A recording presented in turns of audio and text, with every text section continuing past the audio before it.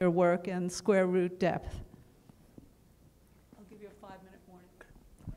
Hi, everyone.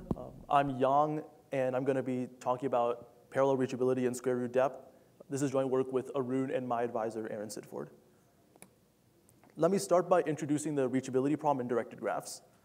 So in this problem, we have as input the directed graph G and a source vertex S. And our goal is to find all vertices in the directed graph that S can reach.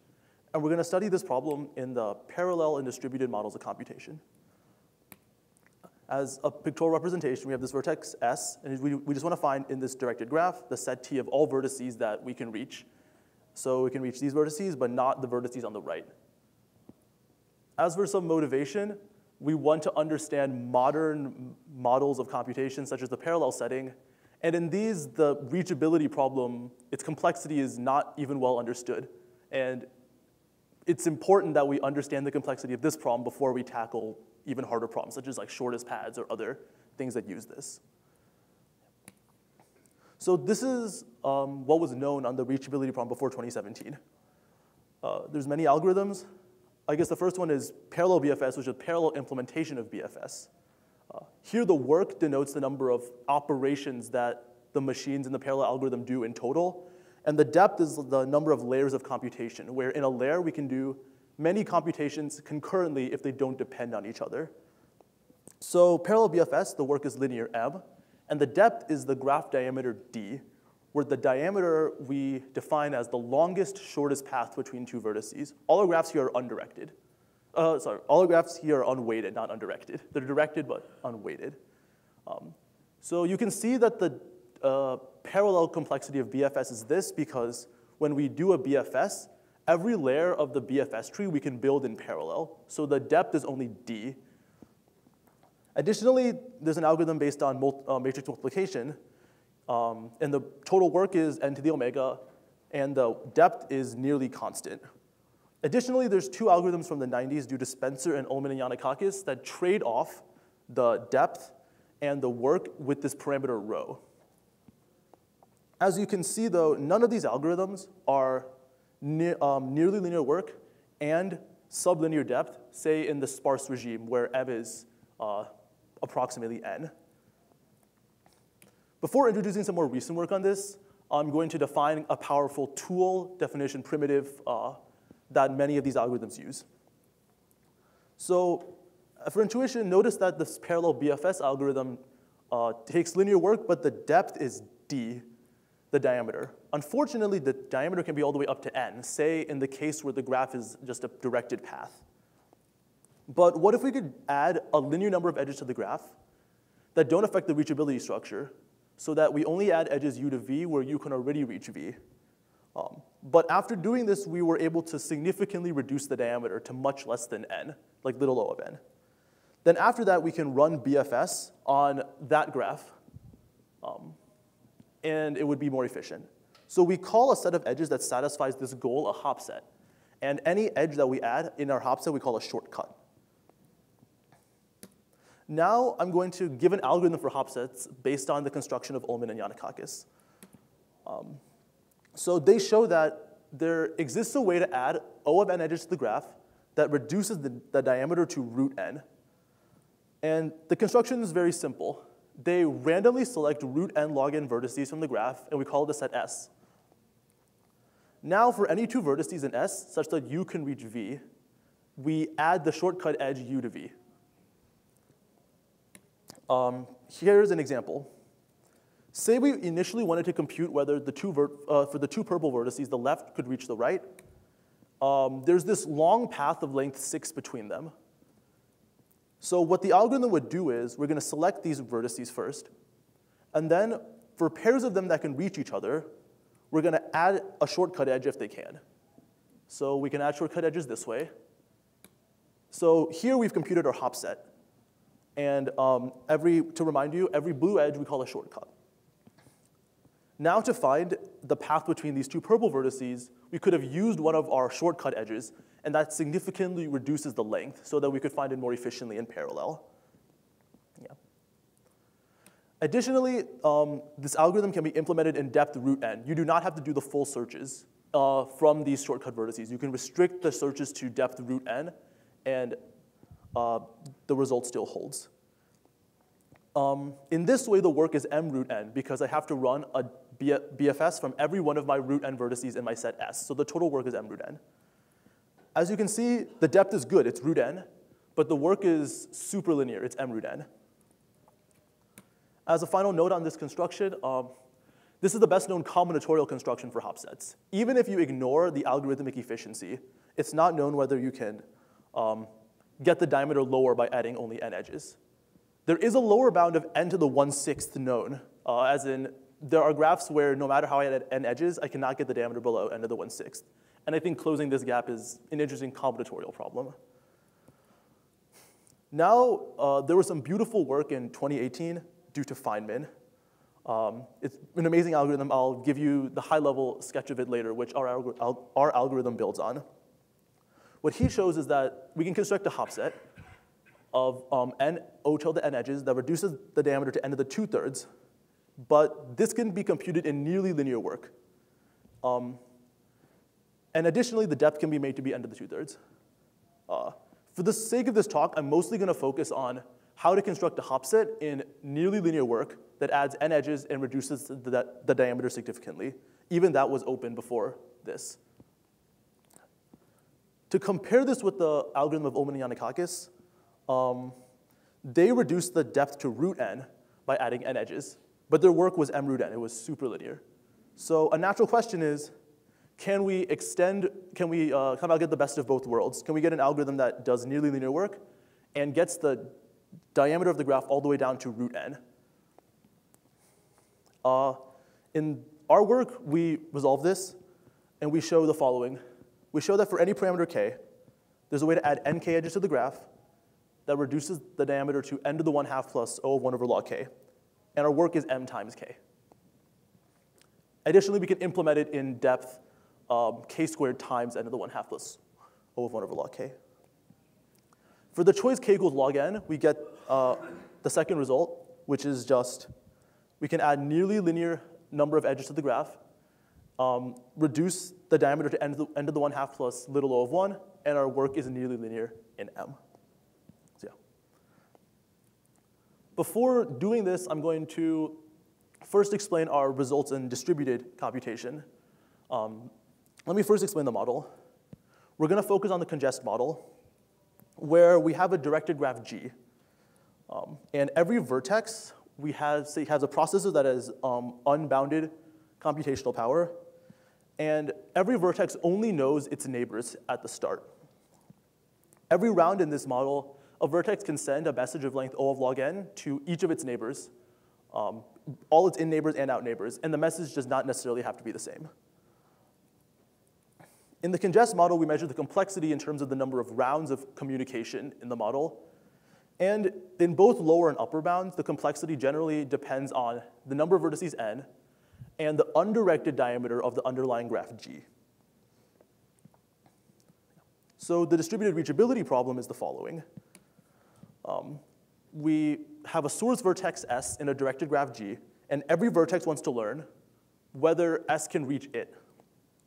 To reiterate, S does not have to know all vertices it can reach. It can be shown that that's easily seen to require a linear number of rounds. Every vertex just has to know whether S can reach it. And every vertex will know S to start. For previous results in this model, Goffrey and Udwani gave an algorithm that took d plus root n d to the 1/4 rounds. And there's a lower bound of d plus root n known due to Das Sarma et al. So the result of Goffrey and Udwani is tight when d is at least n to the 2/3. But it's not known whether you can achieve the lower bound for other values of d. What we show is that you can solve the reachability problem in root n plus n to the 1/3 d to the 2/3 rounds. And this is actually tight when d is small, at most n to the 1/4. And this is the first matching upper bound to the lower bound for small diameters d.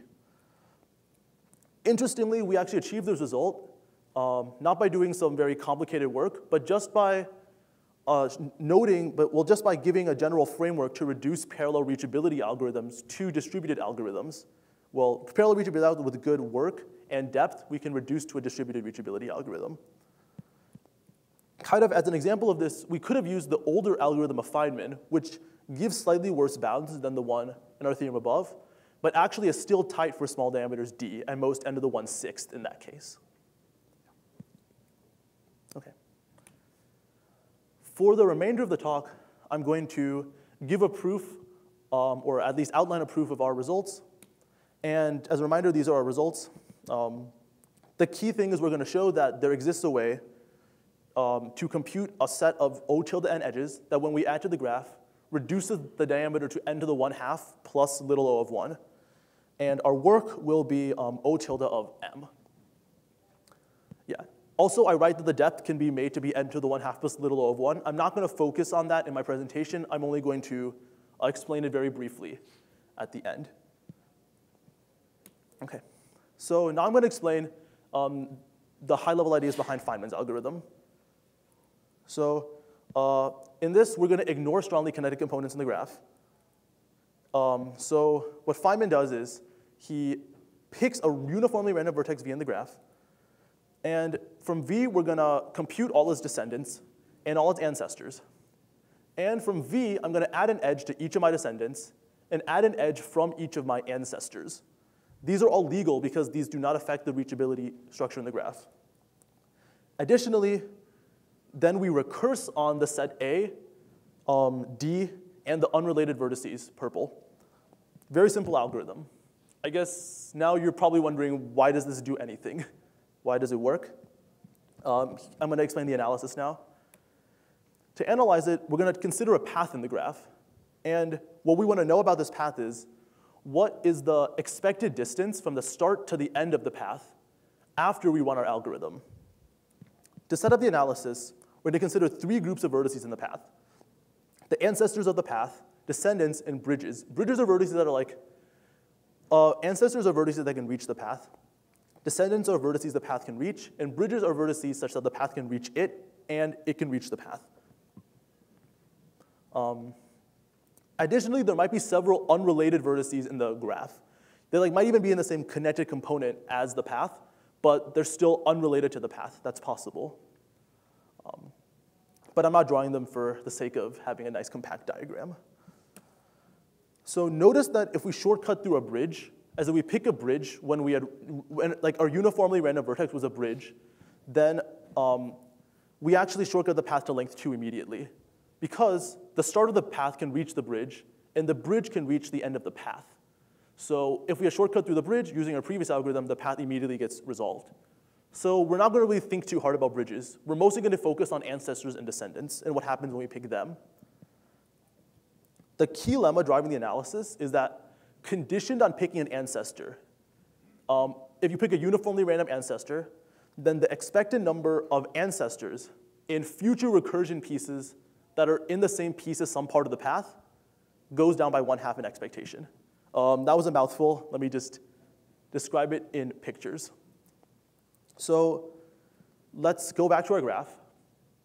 Let's imagine we picked that descendant to shortcut through. It computes these 3 groups. These are the partitions: the ancestors, unrelated, and descendants. Let's look at the path at the bottom. Now, when we do recursion, it's in 2 recursive pieces. But how many descendants are in a recursive piece with the path? Only 2. The 3 on the right are no longer in the same recursive piece as the path. So the number of descendants went down from 6 originally to 2 in a recursive piece. So what does this buy us? Well, I'm going to explain how to finish up the analysis using this. Imagine we perform our levels of recursion. We're in a level of recursion. We pick a path-related vertex. Now the path will get split into 2 pieces every time we pick a path-related vertex. Therefore, after r rounds, the path will be split into 2 to the r pieces. And the other contribution comes from the number of related vertices, ancestors, descendants, and bridges that are still alive at the end of our algorithm.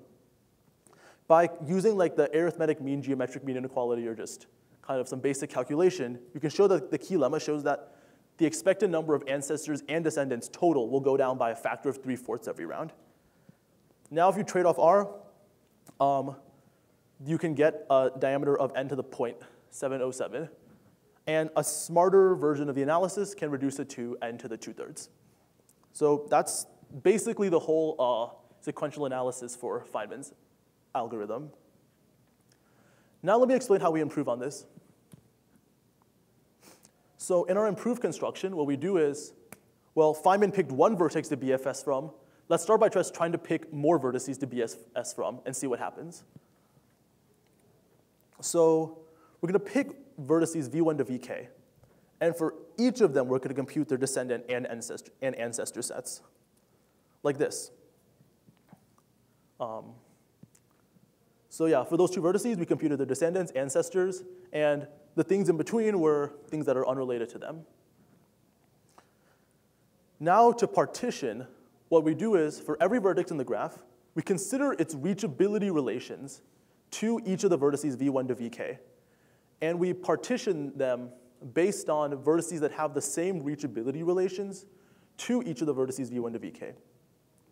Another way to think of this is, we computed all these ancestor, descendant, and unrelated sets for all the vertices, and we just kind of take the refinement of all those sets. We like kind of like overlay them and see the, look at the refinement and recurse on each of those partition pieces. Okay. So to analyze the algorithm I just described, we kind of, we need to generalize the key lemma that we just did. So here we show that if we pick k ancestors, condition on picking k uniformly random ancestors, that the number of ancestors in a future path piece goes down multiplicatively by 1 over k plus 1 every round. This is a combinatorial lemma we showed. So let's try to copy the analysis we did earlier. Let's do R levels of recursion, where in each recursion level, we pick k path-related vertices. The path will get split into k plus 1 pieces instead of 2 pieces now. So if we kind of copy this analysis, the length at the end will be k plus 1 to the r plus 2 over k plus 1 to the r times n. So it seems that if we pick k to be something like log n and then trade off r well, that the final depth will be n to the 1/2 plus little o of 1, and the work will be linear. Unfortunately, this analysis actually doesn't work. The question is, what happened? Well, I can't condition that I'm picking k ancestors, because you might have this path in the graph. Many vertices are all unrelated to it. But when I just pick k random vertices in the graph, I'm mostly going to be picking unrelated things. And like the algorithm has to be oblivious to the path, so I can't pick k vertices related to the path. The reason Feynman's algorithm is fine is because when I just pick one vertex, if it's unrelated, then it does nothing. So to fix this, we make the following observation. As the algorithm goes on, because the graph gets kind of like partitioned so much, that the number of related pairs of vertices goes down significantly. So what does this mean? Well, we can't just keep picking k vertices every time we do recursion. We have to actually just pick more and more vertices to account for that. So as the recursion level goes down, we pick more and more vertices to shortcut from. Precisely, we do this. At the rth level of recursion, we're going to, include a set S with probability k to the r, include a vertex in S with probability k to the r over n. And we're going to shortcut to and from all vertices in S, and we're going to partition that way and recurse on the partitions as described earlier. To analyze the runtime of this, we have to prove the following. We think that this is one of the more subtle points of the algorithm. We prove that after the rth recursion level, that for every vertex with high probability, its neighborhood size is n over k to the r with high probability, so that when we were going to do a BFS from it, we actually only need to do n over k to the r work. So this decrease in neighborhood size trades off with the increase in our size of our shortcutting set, which shows that our work at every level is good. Now, briefly, I'm going to explain how to implement in parallel. We just generalize the parallel implementation of Feynman, and we restrict the depth of our reachability searches to, instead of being to the full thing, we restrict to depth root n.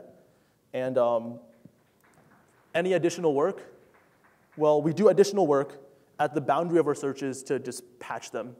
This is generalizing the approach of Feynman. I'm not going to go into it too much. Okay. To conclude, we gave an algorithm that did nearly linear work and reduced to square root depth. This almost matches the known combinatorial hop-set lower bound. Additionally, we showed how to use our algorithm to get improved distributed algorithms in the congest model, and this matched the known lower bounds for small diameters d. For future directions, one interesting thing would be to try to either improve the combinatorial hop-set upper bound or improve the lower bound from n to the 1/6 due to Huang and Petty to something closer to root n. Additionally, it's interesting to try to reduce the n, remove the n to the little o of 1 in our algorithm, or possibly even break the root n depth barrier, possibly using new methods because of this hop-set, combinatorial hop-set bound. And finally, can we extend this machinery to deal with shortest paths in parallel? I don't know. Yeah. So, yeah, that's my talk, and happy to take questions.